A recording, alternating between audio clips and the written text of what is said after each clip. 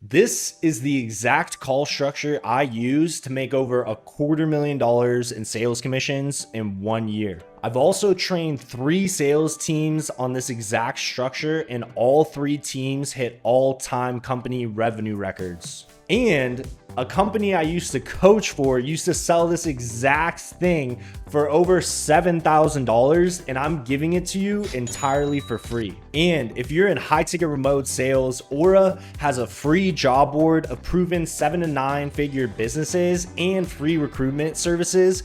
And we don't have any course to sell you, and we don't charge reps anything. And with that, you have 7 seconds or less to make a first impression, and most reps blow it by jumping straight into the sales process. And when you do that, this is what the prospect hears: I don't care about you, I just want your money. That kills trust and interest instantly and makes the potential buyer put their guard up and lose interest and lose trust and become much less likely to close. And it takes 10 times more work to recover from a bad first impression than it does to get it right the first time. So here's my 2-step formula to nailing it almost every single time. First, greet them like a friend or family member that you actually like. Hi, Matt. How's it going? People subconsciously mirror your energy. So if you introduce yourself in a warm, caring, genuinely curious way, it goes a long way, and they'll associate you with people that they like and they trust. Then the next step is to either point out something that you admire about them or ask them what inspired them to book the call in the first place. For example, when I meet with business owners, I'll often check out their website beforehand to see if I can find something I admire about them. And when they hop on, I'll say something like, hey, I checked out your website and it looks like you're really great at helping people get into great shape. That's cool. Or if I don't have something I can admire about them or just ran out of time to do that, I'll ask, so you're looking to hire some more sales reps to scale your business, right? Even if I already know that the answer is yes, asking about what they're interested in and their goals makes them feel like I actually care about helping them rather than just asking for their money. In fact, if you want to take this to the next level, here's another pro tip. Have the frame on the entire call as I'm just here to see if I can help this person, and if I can help this person, I'm going to guide them into how I can best help this person.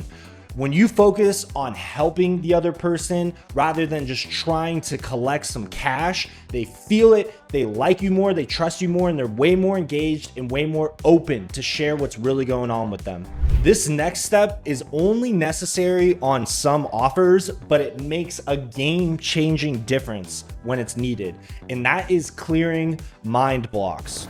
I only recommend to use this one if you are setting or closing for an offer where over a third of all the prospects have the same objection. And when this is the case, it's much better to find it and clear it as soon as possible, because until you do, they're not going to be as interested and they're not going to trust you as much, because all they're going to be doing is thinking about that objection. For example, when I was managing a real estate marketing sales team, the majority of real estate agents that were interested in our marketing services had worked with other marketing companies in the past, and many of them had bad experiences. So basically, before I started managing the team, the whole sales team would take these guys through the sales process, and the entire time these real estate agents were like, wow, I tried this other service in the past and the leads sucked, and this is probably gonna suck too, so I'm not even really interested. So I rewrote the entire script, and one of the things that I did was immediately after the introduction, I made everyone on the team ask these potential buyers, have you ever tried a real estate marketing service before? And if they said yes, we dig into their experience. And if they had a bad experience, we would show them immediately before getting into anything else why our leads were much higher quality and they wouldn't have that same problem again. And if they said no, no worries, all good. We just move on. And sure enough, in less than a month, we set a revenue record that was more than double they've ever done in a month before. But the biggest way you can mess this up is you need to make sure that whatever question you have won't give them an objection if they don't have one yet. So you need to make it neutral.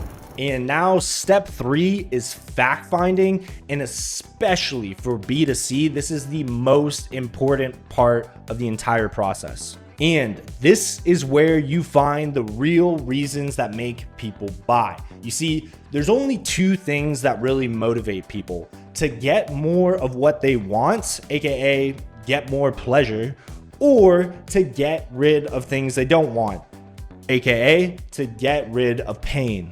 But while people love to talk about the things that they want, their dreams and their goals, people hate to talk about their pains, their problems, and their shortcomings. Now here's a big trick. Usually what people's biggest problems and pains are the exact opposite of the main goals that they have. And you need to figure out what their problems and pains are, especially for B2C, because science shows that people are 4 times more likely to take action to get rid of pain rather than to get more pleasure. Back when I used to sell a 6K sales training, I used to ask, what's your goal with advancing your remote sales career?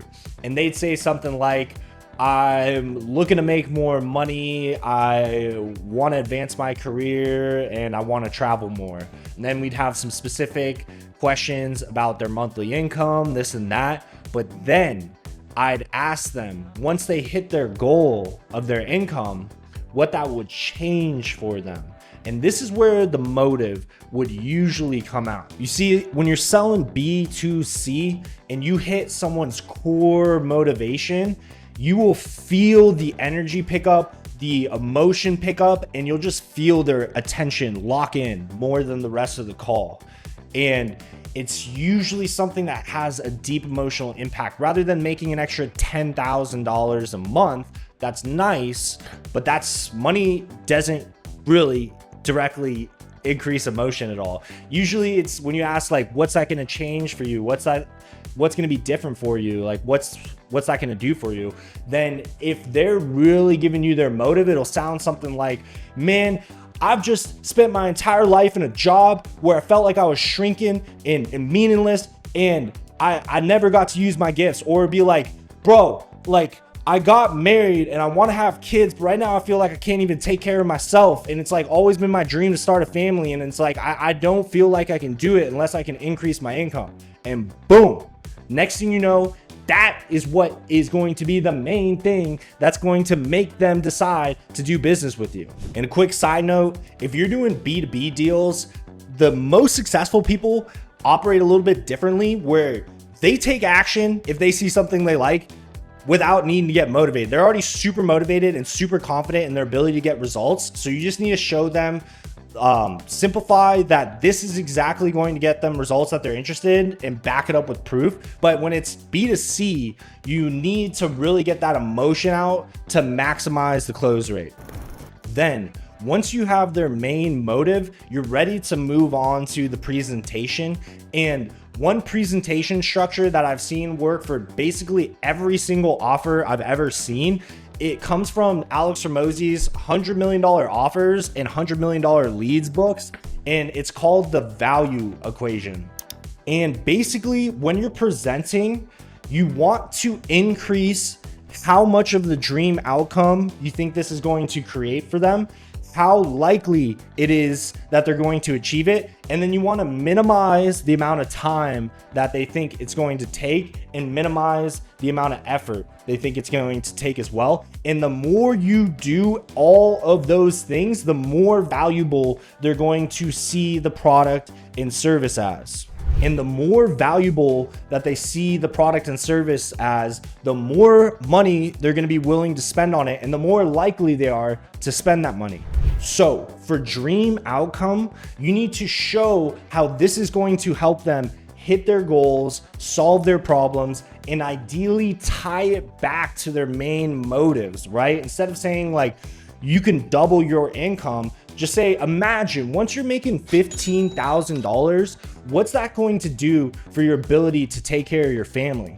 Then for likelihood of achievement, this is where you want to show proof. You want to show success stories and then ask them, hey, if you think this guy could do it with absolutely no experience, like, do you think you could do it as well? And then next, we get into time delay. Just like when you go to a restaurant, you don't want to wait 4 hours for food. Well, when it comes to products and services, the faster people get results, the more valuable they're going to see that thing as. So you want to make it seem quick without lying about it, right? But make it seem as quick and as easy as possible. And the quicker and easier your product or service is, the more valuable it usually comes across as. So make sure to continually tie back the presentation to their motives. Also ask questions to keep them talking. Like, does this make sense? Could you see this working for you? Do you have any questions about the process? Does these steps seem like something you could follow? Questions like that, so they're at least talking, right? And more engaged. And then one last pro tip, when you show visuals like videos, graphs, diagrams, stuff like that, it's 4 times more memorable on average than just telling someone. So having nice visuals really helps the process a lot. And I've even built my own visuals for different offers of the past.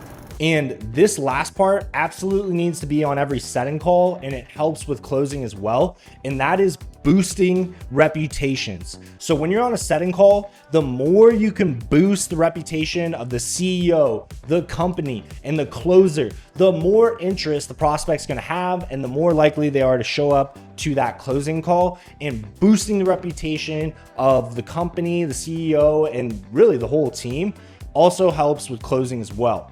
And to put this in perspective, imagine that your favorite celebrity on the planet invited you to lunch, but the day that they invited you, you were working. You would probably find a way to make it to that lunch somehow, even if you were working that day. And the same thing goes with business. The more that you can improve the reputation, boost the reputation of the CEO, the company, and the closer, the more interest that prospect's gonna have, and the more likely they are to show up and move forward with the next steps. And with that, we haven't even gotten into the elite closing skills yet, and I'm gonna go off on that topic so hard that it's going to have its own video. And part of those lessons come from one of my old mentors who closed over 300 million in cash collected, and the rest of it come from a book that someone literally bought the rights for, so they couldn't print it and sell it anymore because they said it was too powerful for humanity. With that, if you're grateful from someone who's invested over 100 grand in personal development and is giving away the best of the best that they know for free, please like, share, and subscribe. And also, if you're at High Ticket Sales, our company is a high ticket sales recruitment company. We have a free job board and free recruitment services for high ticket remote sales reps, and we'd love to help you level up your remote sales position.